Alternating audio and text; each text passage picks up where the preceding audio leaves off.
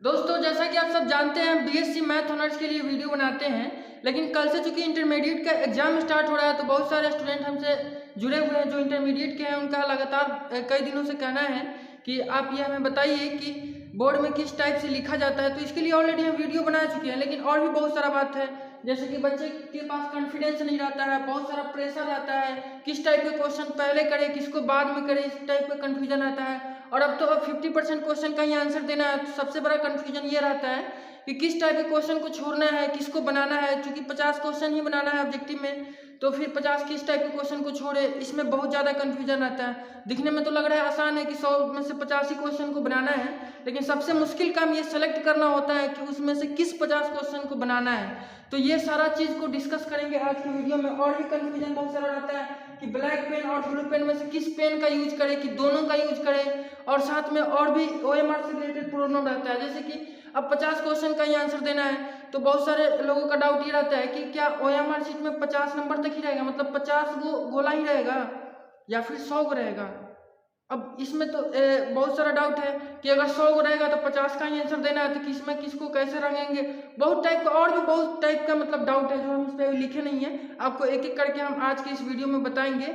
ये वीडियो बहुत ही ज़्यादा इंपॉर्टेंट होगा आप लोगों के लिए, क्योंकि सारा चीज़ एक दिन का ही होता है, एक दिन का ही खेल होता है। आप कितना भी पढ़े हैं ये डिपेंड नहीं करता है आप एग्जाम में कितना लिख कर आते हैं, उस दिन कितना लिख पाते हैं, उस दिन आपका तबीयत सही है या नहीं, मूड सही है या नहीं, इसके ऊपर डिपेंड करता है आपका साल भर का मेहनत। ठीक है, इसलिए इस वीडियो को आप अच्छे से देखिएगा ताकि आपको सारा चीज़ समझ में आए कि कैसे कैसे क्या करना है, कैसे कैसे लिखना है, किस टाइप के क्वेश्चन को पहले बताना है, किसको बाद में बताना है। हम ऐसे ही नहीं बोल रहे हैं, सारा चीज़ मेरे ऊपर बीत चुकी है इसलिए बोल रहे हैं। आपको बता दें, वैसे आपको एक वीडियो में हम बताए हुए थे, जब पिछले वीडियो में हम बता रहे थे कि आंसर राइटिंग कैसे किया जाता है जिससे अच्छा से अच्छा नंबर आ। चुकी हम भी एग्जाम दिए थे 12th का, तो इस टाइप से ही कुछ हुआ था। चूंकि हम एवरेज थे पढ़ने में, फिर भी मेरा अच्छा मार्क्स आया था। आपको बता दें कि इंटरमीडिएट में मेरा 438 नंबर आया था।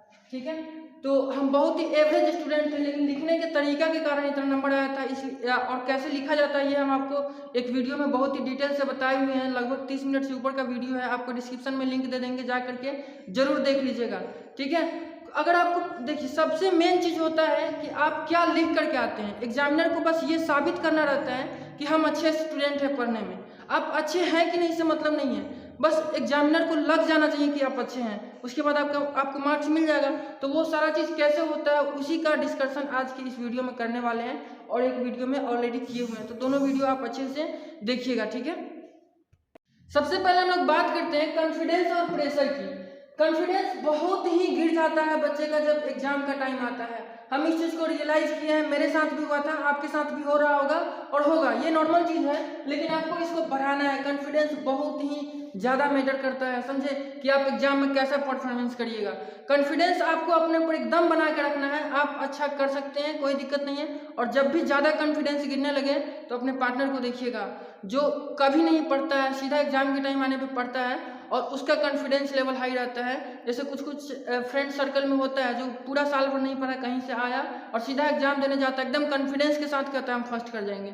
तो उसको देख करके आपको कॉन्फिडेंस बढ़ाना है कि जब ये अच्छा कर सकता है तो हम भी कर सकते हैं। ठीक है, उसके बाद रहता है प्रेशर। प्रेशर क्या होता है कि एग्जाम में लिखते समय क्या होता है कि मान लीजिए कि एक क्वेश्चन गलत हो जाता है, तो हम लोग प्रेशर बहुत ज़्यादा ले लेते हैं कि अरे क्या होगा, अब तो मतलब माइंड फ्रस्ट्रेट हो जाता है। तो इसके लिए आपको क्या करना है, सबसे पहले आंसर लिखते समय जो आसान क्वेश्चन होगा उससे पहले उसको पहले करना है। मोदी जी वाला बात नहीं करना है, वो करिएगा तो फिर गए।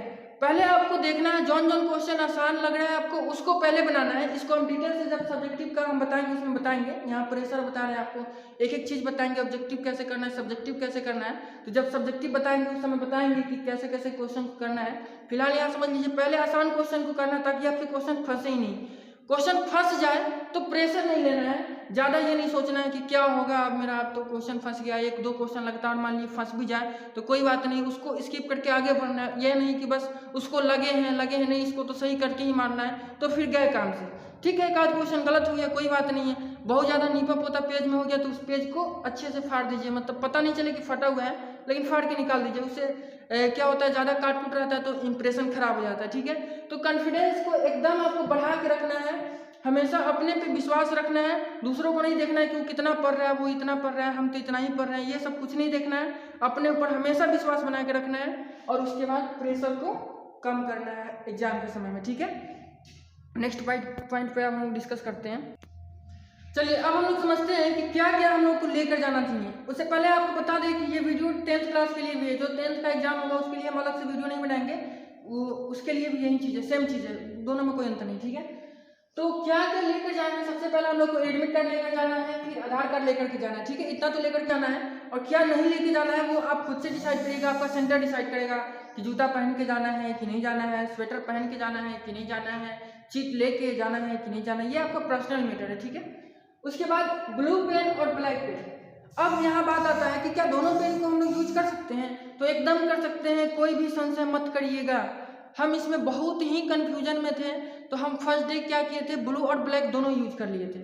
ब्लैक से हम हेडिंग दिए थे और ब्लू से आंसर लिखे थे, ठीक है। तो क्या हुआ था कि हम डर गए थे, बहुत सारे लोगों को बताया तो वो लोग हमको डरा दिए कि भाई दोनों पेन यूज नहीं करना है, कोई एक ही कर सकते हो।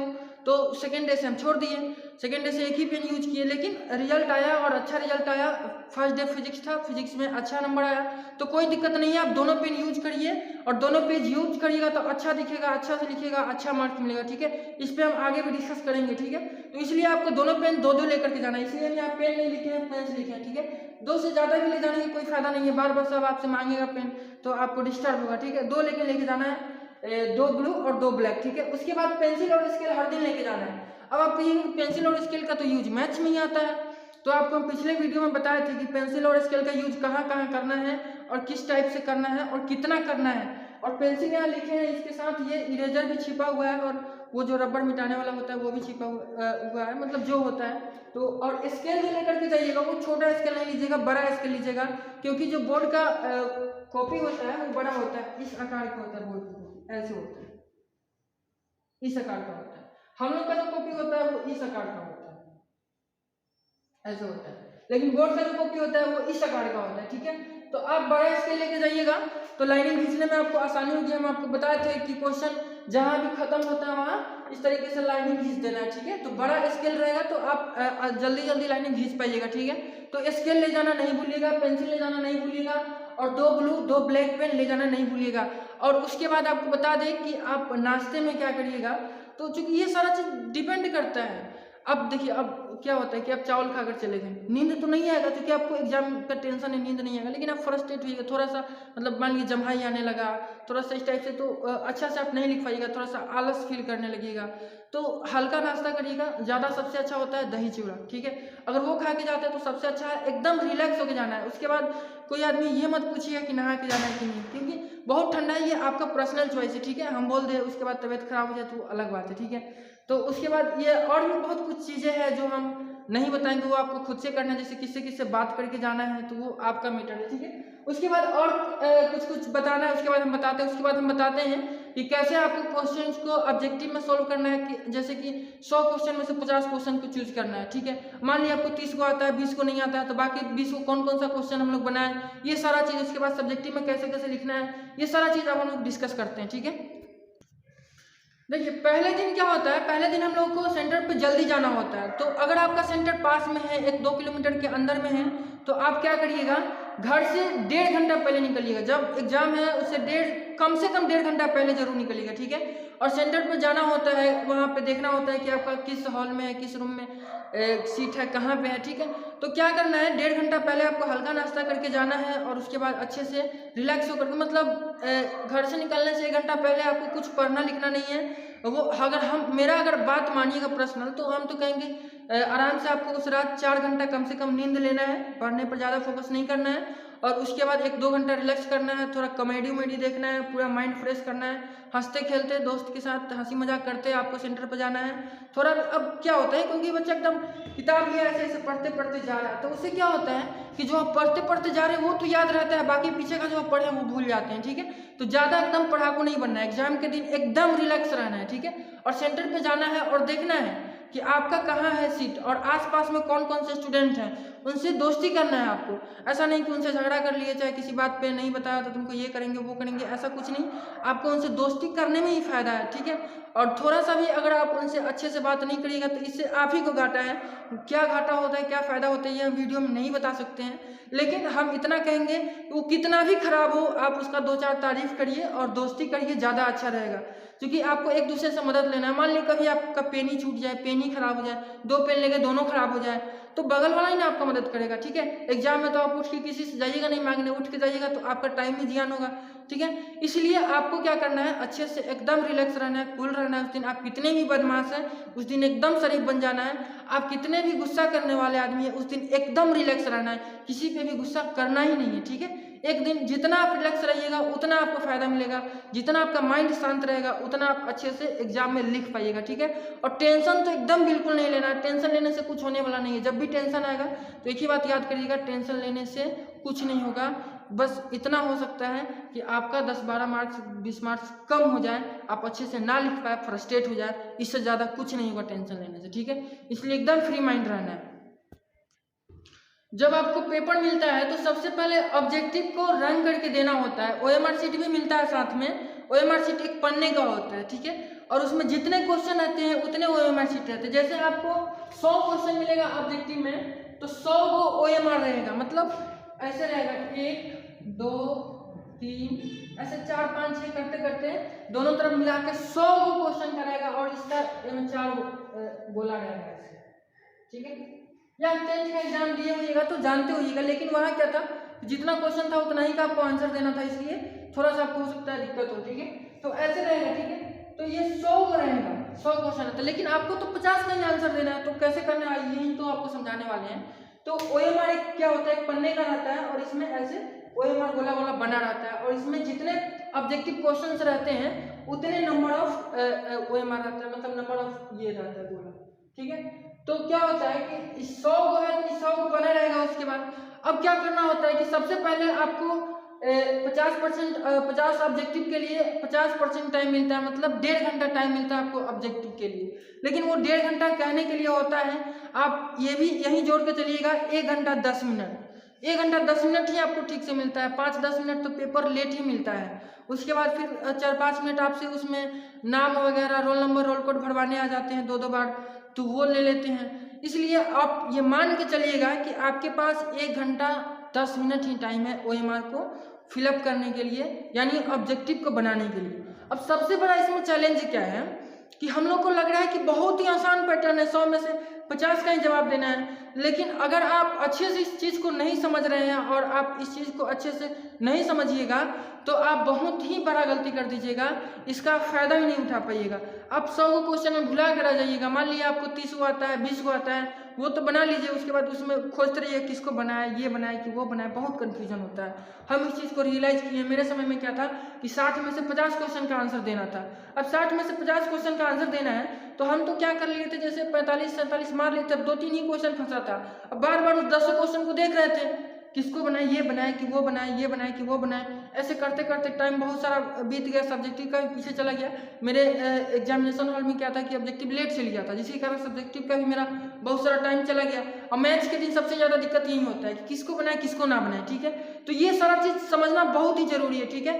अगर आप इस वीडियो को पसंद कर रहे हैं, देख रहे हैं, तो दोस्तों को भी शेयर करिएगा ताकि उनको भी इस चीज़ का दिक्कत ना हो। और कभी भी दोस्तों से जलना नहीं चाहिए कि उनको ज़्यादा नंबर आ जाएगा, ठीक है। ऐसे जल करके बहुत लोग क्या करते हैं कि अच्छे चीज़ों को अपने फ्रेंड को नहीं बताते हैं। इससे क्या होता है कि आपके फ्रेंड जितने अच्छे रहेंगे उतने अच्छे आप होइएगा, ठीक है। अगर आपके फ्रेंड आगे बढ़ते हैं, सीखते हैं, कुछ अच्छा करते हैं तो उससे आपका भी उस पर आपका भी प्रभाव पड़ता है, ठीक है। तो सबसे पहले हम लोग समझते हैं कि ऑब्जेक्टिव को बनाने का रणनीति क्या होगा, कैसे हम लोग ऑब्जेक्टिव को बनाएंगे, ठीक है।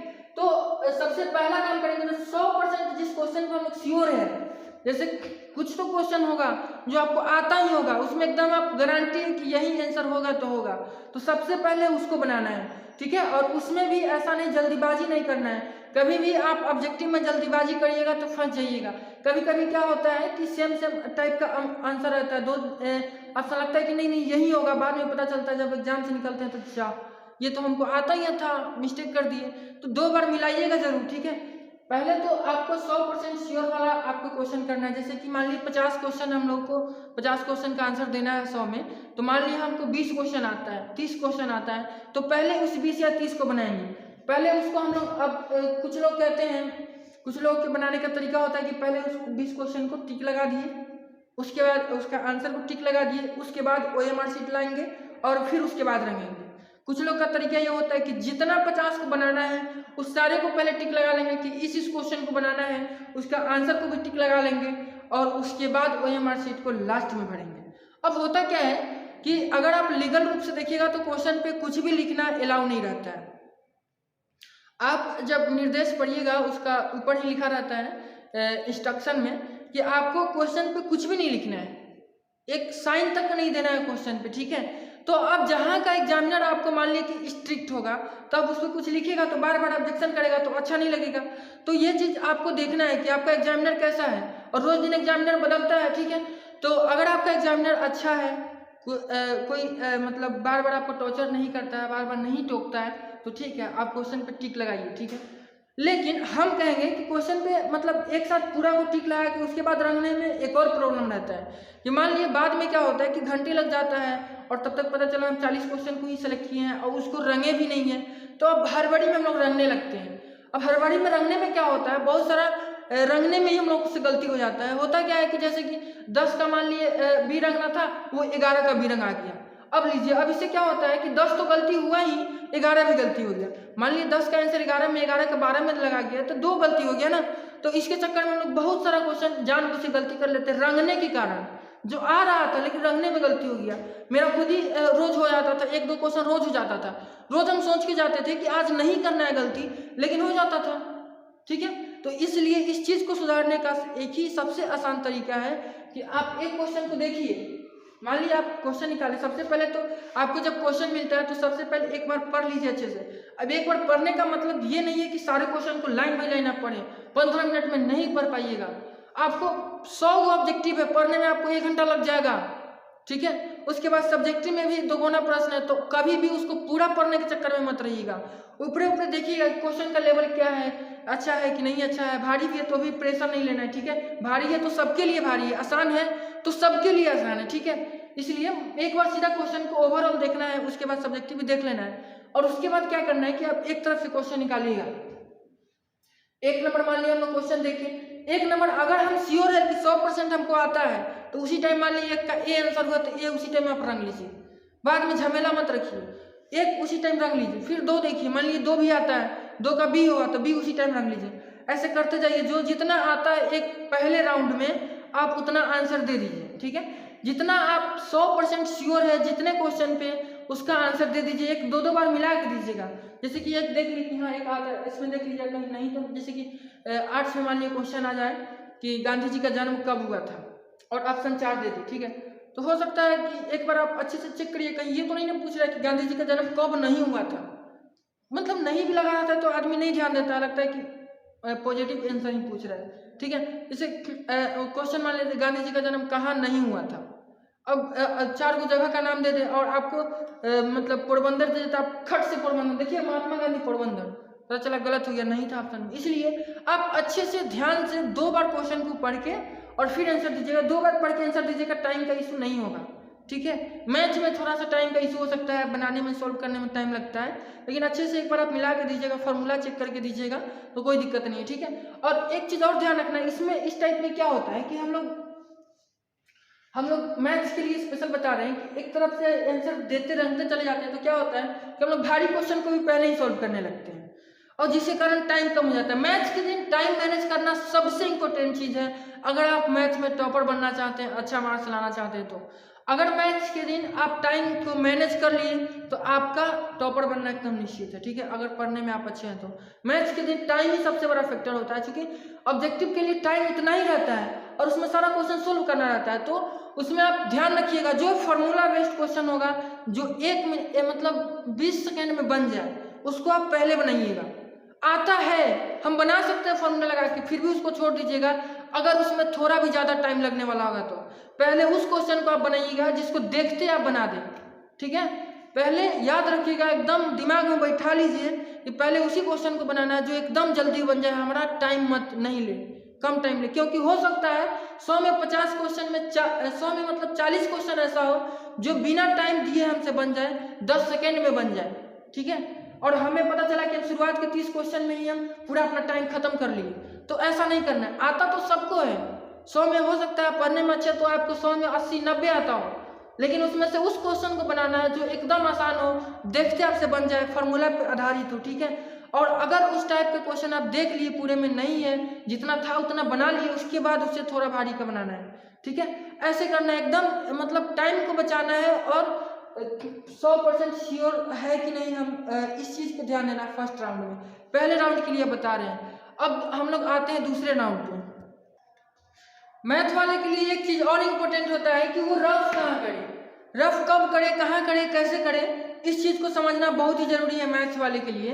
तो मैथ्स के दिन क्या होता है, जो आपको पेज मिलता है, मतलब आपको जो कॉपी मिलता है लिखने के लिए, उसके सबसे लास्ट पेज पे आपको ग्राफ दिया रहता है। ग्राफ वाला एक पेज रहता है, एक पेज रहता है सबसे लास्ट पेज पे जिस पे ग्राफ बना रहता है। उस पर एक क्वेश्चन आपको पता है कि एलपीपी ग्राफ से रहता है 12th में, और उसके बाद 10th में भी एक ग्राफ पूछा जाता है। तो दोनों में रहता है, ग्राफ रहता है सबसे लास्ट पेज पे, ठीक है। तो क्या होता है कि हम लोग को जो रफ करना होता है वो भी सबसे लास्ट पेज पे करना होता है। तो ग्राफ वाले पेज को छोड़ के उससे पहले आपको जो पेज मिलेगा उस पर क्या करना है, लिख देना रफ, ऐसे लिख देना रफ, ठीक है। कौन, सबसे लास्ट पेज वाले पे, सबसे लास्ट वाले पेज पे। सबसे लास्ट वाले पेज मतलब क्या, ग्राफ वाले पेज पे लिखना रफ नहीं, ग्राफ वाले पेज पे नहीं लिखना है, उससे पहले वाले पेज पे लिखना है। ग्राफ वाले पे तो ग्राफ बनाना है, ठीक है, रफ लिख देना है। और उसके बाद नीचे रफ जितना मन है उतना रफ करिए। अगर एक पेज में नहीं मन भरे तो फिर दूसरे पेज में भी इसी तरीके से रफ लिख दीजिए, कर लीजिए। और लास्ट में आपको पेज मतलब कॉपी जमा करते समय ऐसे उसको काट देना, ठीक है। और किस चीज से काटना है, पेंसिल से काटना है। और ये रफ पेन से लिखना है, ठीक है, रफ पेन से लिखना है और उसको काटना पेंसिल से। जो कर रहे हैं उतना ही करिएगा, ठीक है। बहुत एक्सपेरिमेंट करके कर रहे हैं, ऐसे नहीं कर रहे हैं, ठीक है। नहीं तो फिर आपका मर्जी, हम थोड़ी कुछ कर सकते हैं। उसके बाद हम लोग समझते हैं कि सेकेंड राउंड में क्या करेंगे। सेकेंड राउंड में सबसे इंपॉर्टेंट बात क्या होता है कि अब आप क्वेश्चन को अच्छे से लगभग पढ़ लिए रहते हैं, आपको अंदाजा रहता है कि कौन कौन सा क्वेश्चन लगभग पूछा है।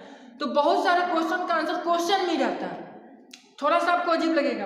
अब सेकेंड राउंड में उस क्वेश्चन को आपको करना है जो क्वेश्चन आपको आ रहा है लेकिन थोड़ा सा डाउट है। जैसे दो ऑप्शन में डाउट है कि ए और बी, इसी दोनों में से कौन होगा, सी और डी तो पक्का नहीं होगा, ठीक है। इस टाइप से अगर आपको डाउट है तो उसको सेकेंड राउंड में करना है। सेकेंड राउंड में आपको क्या करना है, क्योंकि आप क्वेश्चन अच्छे से पढ़े हैं तो आपको याद है। जैसे कि मान लिए कि क्वेश्चन में कोई फार्मूला है, ऑप्शन में दिया है कि इनमें कौन ये फार्मूला है, मतलब कुछ पूछा है, और फिर दूसरे क्वेश्चन में उसी से रिलेटेड किसी और क्वेश्चन में पूछा है, चाहे फिर सब्जेक्टिव में क्वेश्चन दिया है उसी फार्मूला को प्रूफ करने के लिए, तब तो बड़ी आसान है आपके लिए। जैसे कि मान लीजिए क्वेश्चन दे दे, जैसे मान लीजिए कि दे दे sine square theta plus cos square theta बराबर 1, तो बराबर 1 होता है। तो ऐसे वाट करके मान लीजिए 4 ऑप्शन आपको दे दे 1 2 3 4। तो अगर आपको पता नहीं है कितना बराबर 1 होता है, और क्या है कि सब्जेक्टिव में मान लीजिए कि सेम यही क्वेश्चन दे दे कि sign to proof that, proof करिए कि sign square theta plus cos square theta बराबर 1 होता है। अब बताइए, एक तरफ पूछ रहा है कितना बराबर कितना होता है, और एक तरफ सब्जेक्टिव में पूछ रहा है कि इतना बराबर इतना होता है, प्रूफ करिए। तो वहां से आपको पता नहीं चल जाएगा इस क्वेश्चन का आंसर कि 1 होता है। वैसे आपको ये sign square theta plus cos square theta बराबर 1 कैसे होता है ये नहीं देगा प्रूफ करने के लिए। हम एग्जाम्पल लिए, इसका प्रूफ तो हम लोग को बीएससी में पढ़ना है, ठीक है। तो अगर इस टाइप से मतलब एग्जाम्पल दिया आपको समझाने के लिए, तो अगर आप क्वेश्चन को अच्छे से पढ़े रहिएगा तो बहुत सारा आंसर निकल जाएगा। हम ये नहीं कह रहे हैं कि केवल मैथ्स में ही ऐसा होगा, आपको किसी भी सब्जेक्ट में, फिजिक्स, केमिस्ट्री, आर्ट्स में, हिस्ट्री, ज्योग्राफी, सब में ऐसा होता है, ठीक है। मान लीजिए कि जैसे हिंदी का हम एग्जाम्पल ले रहे हैं, मान लीजिए कि हिंदी में दे दे कि किसी पोएम का, मान लीजिए चाहे किसी प्रोज के किसी चैप्टर का दे दे कि इसके लेखक कौन है, और दूसरी तरफ दूसरी क्वेश्चन में दे दे कि फला द्वारा रचित इस चैप्टर के ये लाइन किस चैप्टर से लिया गया है, चाहे मतलब उससे कुछ रिलेटेड दे दे जिससे आपको पता चल जाए कि हाँ इसी का आंसर, इसका आंसर अगर ये होगा तो फिर इसका आंसर ये होगा। मतलब क्वेश्चन में आपस में रिलेशन है, क्वेश्चन 2-3 क्वेश्चन को आप मिला करके एक क्वेश्चन का आंसर निकाल लेते हैं। ऐसा भी होता है, अगर आपका माइंड तेज है तो आप समझ सकते हैं कभी कभी क्या होता है कि 2 क्वेश्चन एक दूसरे से रिलेटेड होते हैं, अगर आपको एक आता है तो अगर नहीं भी आता है तो आप उसको बना लेते हैं, ठीक है।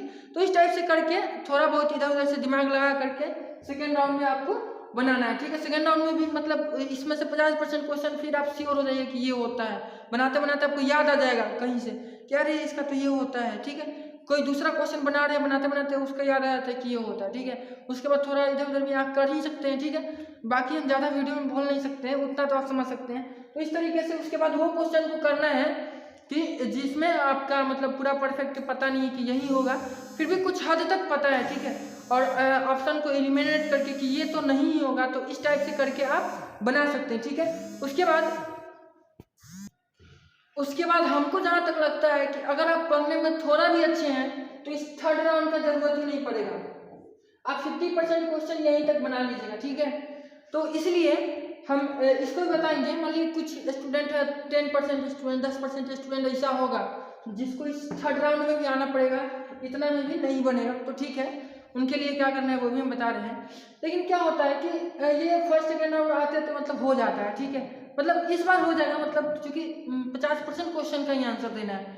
लेकिन अगर फिर भी आपसे क्वेश्चन कुछ रह जाता है जो आपको लगता है कि हमको साफ नहीं आता है, मतलब ये हम पहली बार सुन रहे हैं, इसके बारे में तो हम कभी जानते ही नहीं है, तो उसके बाद क्या करिएगा, आप थोड़ा सा इधर उधर अगर कर सकते हैं तो करिए, और नहीं कर सकते हैं तो बस एक ही उपाय है, ज़्यादा वीडियो में तो बोलेंगे नहीं क्या इधर उधर का मतलब, आप खुद से समझिए इधर उधर का मतलब क्या होता है, वो आप खुद से समझना है, ठीक है। इसीलिए कह रहे थे कि दोस्ती बना के रखिए। उसके बाद अगर आपको कुछ भी समझ में ना आए, एग्जाम बहुत टाइट हो रहा है, आप कुछ भी नहीं कर सकते हैं, क्वेश्चन आता ही नहीं है, तो क्वेश्चन आपको छोड़ना नहीं है, क्वेश्चन कभी भी नहीं छोड़ना है, कुछ भी आए चाहे नहीं है। मान लीजिए आपका 40 क्वेश्चन हो गया, 10 क्वेश्चन को और जवाब देना है, और आपके पास 60 क्वेश्चन है जवाब देने के लिए, लेकिन एक भी उसमें से आता नहीं है, किसी का आप नाम नहीं सुने हैं, तो क्या करिए, उस 10 क्वेश्चन में अगर आप बिहार बोर्ड से हैं तो 10 में ए या बी ऑप्शन मार दीजिए, 10 का ए रंग दीजिए या फिर बी रंग दीजिए।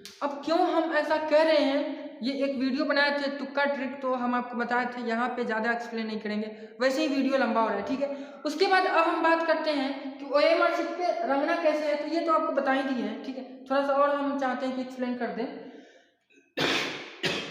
जैसे फर्स्ट राउंड में तो आपको बताए हैं, देखते चलना है, क्लियर करते चलना है, रंगते चलना है। अब क्या होता है कि 100 मतलब क्वेश्चन है, 100 को OMR शीट है, नंबर है, तो जो जिस नंबर पे उसी नंबर पे रंगना है।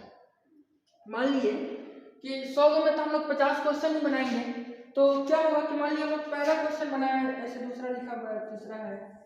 अब मान लीजिए पहला क्वेश्चन का हमको आंसर देना है, दूसरा का नहीं देना है, छोड़ देना है। 100 में 50 क्वेश्चन को तो छोड़ना ही है ना, सबको थोड़ी बनाना है, तो जिसको छोड़ना है उसका ये जो गोला होगा ये खाली रह जाएगा, ठीक है। इस चारों में से कोई गोला को भरना नहीं है, और जिसको हमको आंसर देना है उस चारों में से एक को भरना है, इतना तो आपको पता ही होगा। तो मान लीजिए कि हमको 3 का आंसर देना है, 3 का आंसर ए है तो 3 का आंसर ए ऐसे हम लोग भर देंगे, लेकिन 2 का आंसर हमको पता नहीं है और हमको देना भी नहीं, इसको छोड़ देना है, तो इसका गोला ऐसे ही खाली रह जाएगा, इसमें आप छेड़छाड़ नहीं करिएगा। उसके बाद एक बात आता है कि क्या होगा अगर आप 100 में से 100 क्वेश्चन को ही रंग दीजिएगा, 100 में से 100 क्वेश्चन भी आप अगर अटेम्प्ट कर देते हैं तो क्या होगा, तो क्या आपका एग्जाम कैंसिल हो जाएगा, आपका कॉपी नहीं चेक होगा? ऐसा कुछ नहीं है। जब आप 100 में से 100 क्वेश्चन को बना दीजिएगा तो उस केस में आपका ऊपर से 50 क्वेश्चन 1 से 50 तक सही होगा, उसको चेक किया जाएगा, और नीचे का क्वेश्चन चेक ही नहीं किया जाएगा, ठीक है। तो उम्मीद करते हैं ये सारा बात आपको ऑब्जेक्टिव का समझ में आ गया कि ऑब्जेक्टिव में क्या क्या आपको करना है, क्या नहीं करना है। अब क्या है कि अगर आपका फिर से कोई डाउट रह गया हो जो आप ऑब्जेक्टिव से रिलेटेड पूछना चाहते हैं, या फिर आप सब्जेक्टिव हम बताने जा रहे हैं तो सब्जेक्टिव से भी रिलेटेड, तो आप कमेंट में कमेंट करके जरूर पूछ लीजिएगा। टाइम कम है, हम एकदम देखते रिप्लाई कर देंगे आपका, ठीक है। रिप्लाई में हम कोई कमी नहीं छोड़ेंगे, और अगर कमी कर दी रिप्लाई में तो डिस्क्रिप्शन बॉक्स में आपको मेरा नंबर मिल जाएगा, वहाँ पे आप व्हाट्सएप टेलीग्राम जो आपको मतलब सीधा कॉल करके भी पूछ सकते हैं, लेकिन कॉल नहीं करिएगा तो ही ज़्यादा अच्छा है, मैसेज करिएगा, हम आपको एकदम 100% रिप्लाई करेंगे, ठीक है। चलिए अब हम लोग समझते हैं कि सब्जेक्टिव के लिए हम लोग क्या करें, सब्जेक्टिव का आंसर कैसे दें, सब्जेक्टिव के बारे में समझते हैं। तो सबसे पहले हम आपको बता दें कि सब्जेक्टिव के लिए हम बहुत ही डिटेल में, बहुत ही अच्छे से एक एक चीज़ आपको आंसर लिख करके हम बताए हुए हैं एक वीडियो में, उसका लिंक आपको डिस्क्रिप्शन में मिल जाएगा।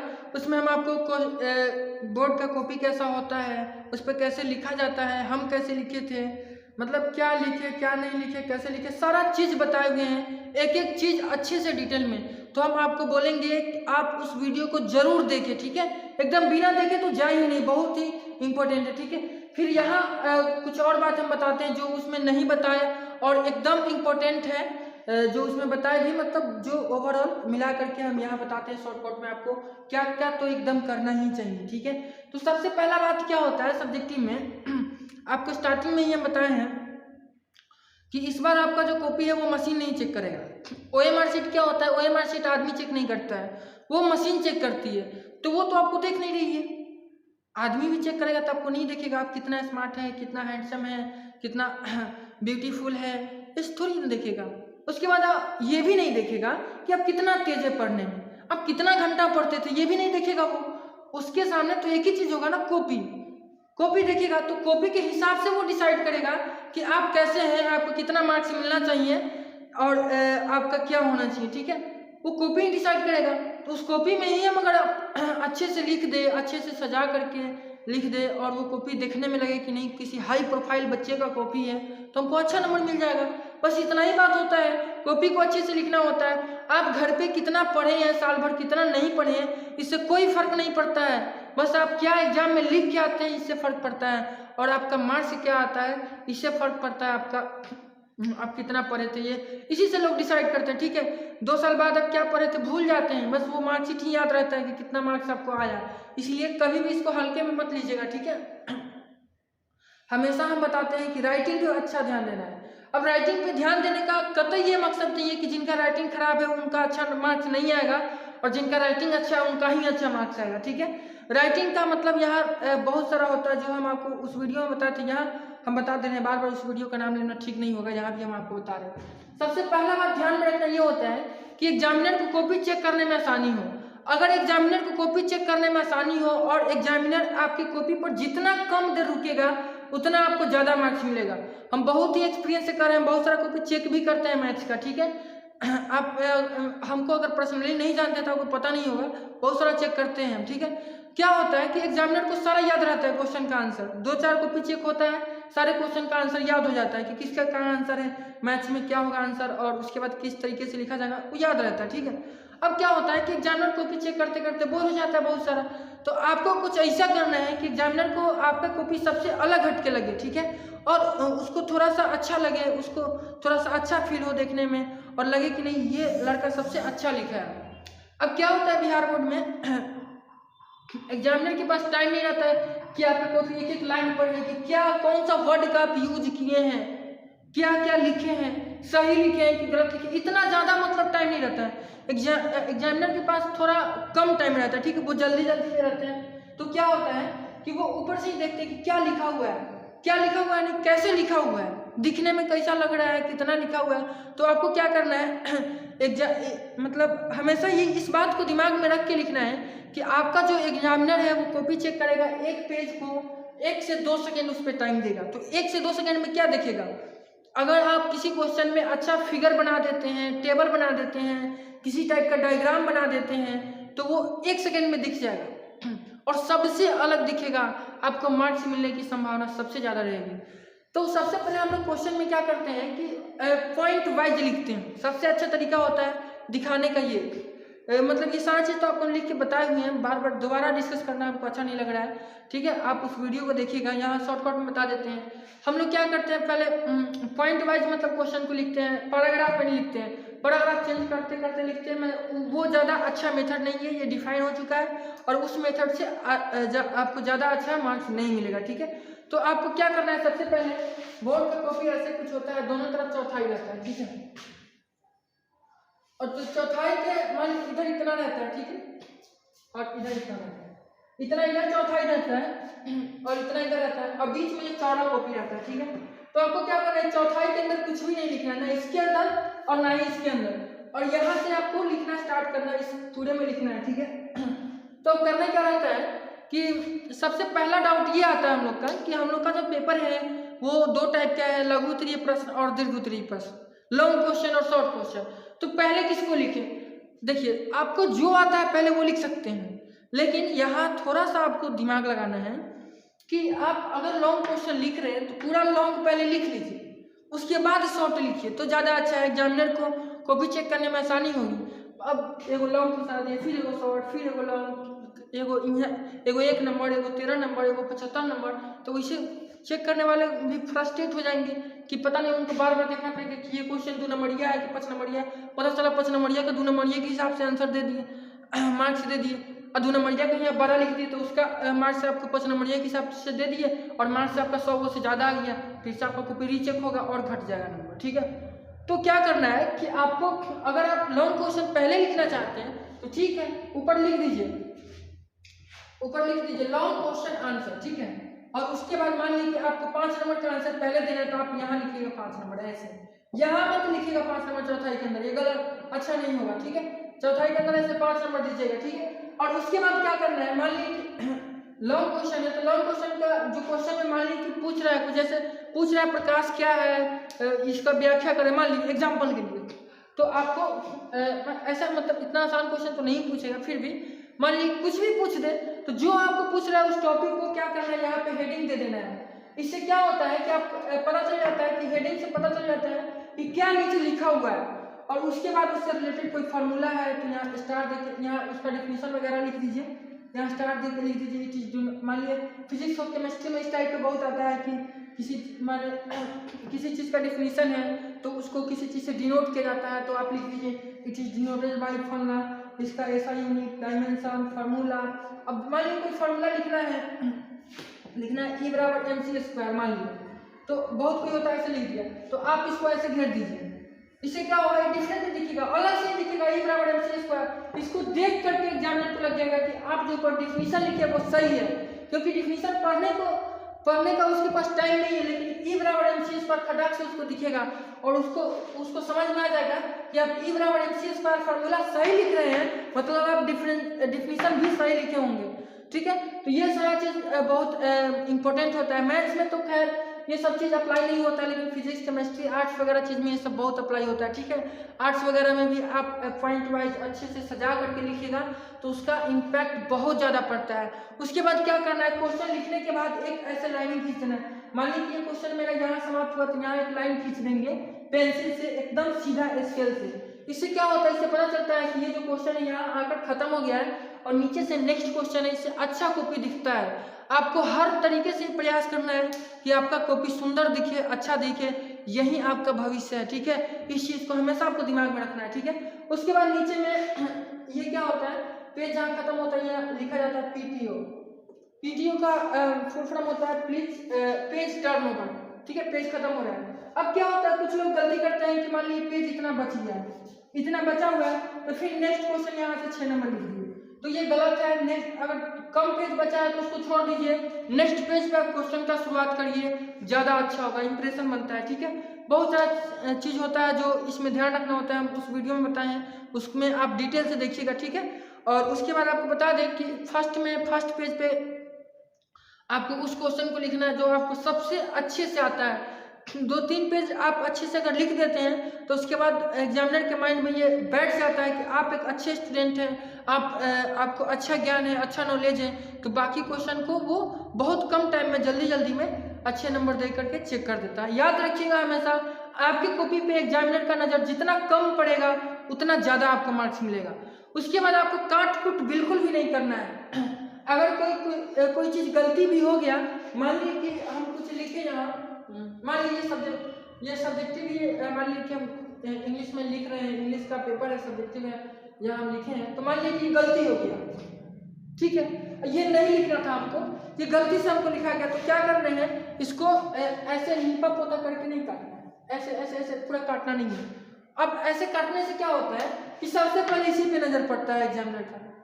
अब देखेगा काट कुट वाला चीज तो उसका माइंड पहले ही खराब हो जाएगा, 10 जगह काट कुट देख रहा है, ऐसे ही उसका कॉपी चेक करते करते आदमी फ्रस्ट्रेट हो जाता है। समझे, कॉपी चेक करने में कुछ लड़के ऐसा लिखता है ना कि आदमी फ्रस्ट्रेट हो जाता है, दिमाग पागल हो जाता है। उसी समय अगर किसी अच्छे बच्चे का कॉपी मिल जाता है तो माइंड फ्रेश हो जाता है, अच्छा मार्क्स उसको मिल भी जाता है और थोड़ा सा अच्छा लगता है। तो ऐसे नहीं काटना है, अगर आपको काटना ही है तो आप एक लाइन ऐसे काट दीजिएगा ऐसे। वैसे तो नहीं काटिएगा तो ही अच्छा है, गलती भी लिखा गया कोई बात नहीं, उतना नहीं पढ़ने वाला है आपका एग्जामिनर कॉपी, ठीक है। एक आप ही का कॉपी नहीं है कि वो दिन भर लेके एकदम प्यार से पढ़ेगा, फलना बाबू लिखे हैं तो पढ़ना तो पड़ेगा, ऐसा कुछ नहीं है।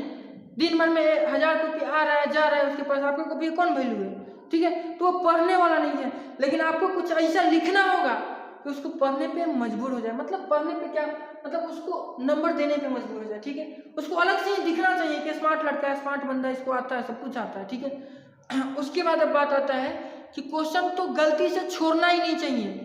आपको कितना भी नहीं आता है आप कुछ अकट बकट ही लिख दीजिए, लेकिन क्वेश्चन कभी नहीं छोड़िएगा, लेकिन जो भी लिखेगा उसको सजा के अच्छे से लिखिएगा। बोलते बोलते मतलब गला दर्द करने लगा, ठीक है। तो अगर आप और भी अच्छे से सारी चीज़ों को समझना चाहते हैं तो हम जो वीडियो डिटेल में बनाए हैं उसका लिंक डिस्क्रिप्शन में आप जाकर अच्छे से देख लीजिएगा, ठीक है।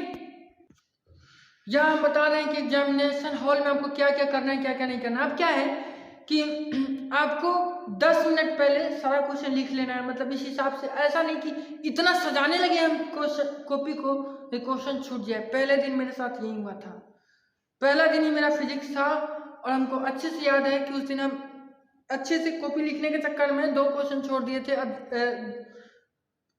शॉर्ट क्वेश्चन का 2 को मतलब शॉर्ट क्वेश्चन का हम 2 क्वेश्चन छोड़ दिए थे, लॉन्ग क्वेश्चन का 1 गलती कर दिए थे, ठीक है। जिसके कारण मेरा मार्क्स थोड़ा सा कम आया था, वैसे ठीक ठाक है, फिजिक्स हम अच्छे से पढ़े थे, ठीक है। तो ऐसा आपको बिल्कुल भी नहीं करना है, मेरे साथ तो हो चुका है, इसलिए आपको बता रहे हैं कि हम वही चीज़ आपको बता रहे हैं सजा के लिखने में जो आपका टाइम कम ले। अब क्या होगा कि सजा के लिखने का हम बात कर रहे हैं तो कुछ कुछ स्टूडेंट क्या करेंगे, फूल बनाने लगेंगे, यहाँ हेडिंग ने दिया, यहाँ है फूल, यहाँ है फूल, तो पता चला बस फूल ही बनते रह गया, आप भी फूल बन जाइएगा, समझे। तो टाइम का एकदम ध्यान रखना है, टाइम का एकदम ख्याल रखना है, टाइम इतना मैनेज करके चलना है कि आपको सारा क्वेश्चन हो जाए। अगर आपको बाद में लगने लगे कि टाइम कम पड़ रहा है तो एक क्वेश्चन में कम ही लिखिए, लेकिन सब क्वेश्चन को लिखिए। अगर मान लिए हमको 15 क्वेश्चन का आंसर देना है शॉर्ट क्वेश्चन में, तो हम थोड़ा कम, मान लिए कम ही लिखेंगे बाकी क्वेश्चन में।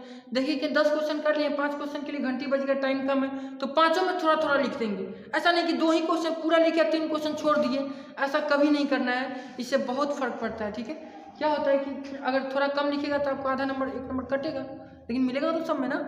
लेकिन आप क्वेश्चन ही छोड़ दीजिएगा तो इसमें तो कट भी करेगा, फुल मार्क्स मिलेगा, इससे कोई गारंटी नहीं है, और उसमें तो एक भी नंबर नहीं मिलेगा, तो इससे गड़बड़ हो जाएगा। उसके बाद लास्ट में क्या होता है, लास्ट में अगर आपके पास टाइम बच रहा है और नहीं भी बच रहा तो थोड़ा सा बचा लीजिए, और लास्ट में कॉपी को आप अच्छे से मिलाइए, देखिए अच्छे से कि कहाँ गलती किए हैं, कहाँ आपको और सुधार करने की ज़रूरत है, कौन सा चीज़ आपसे गलती लिखा गया है, क्या छूट रहा है, क्या कई वो क्वेश्चन आप बनाए हैं। उसके बाद एक चीज़ और आपको हम बताना चाह रहे हैं कि अगर आपको लगता है कि हम जो बनाए हैं वो पूरा सही नहीं है, कुछ कुछ क्वेश्चन गलती हो सकता है, मेरे कुछ मार्क्स कट सकते हैं, तो 10 क्वेश्चन का अगर जवाब देना है तो 11-12 आप क्वेश्चन का जवाब दे दीजिएगा। जैसे कि शॉर्ट में आपको 10 क्वेश्चन का जवाब देना होता है फिजिक्स केमिस्ट्री में, तो आप 11-12 का जवाब दे दीजिएगा।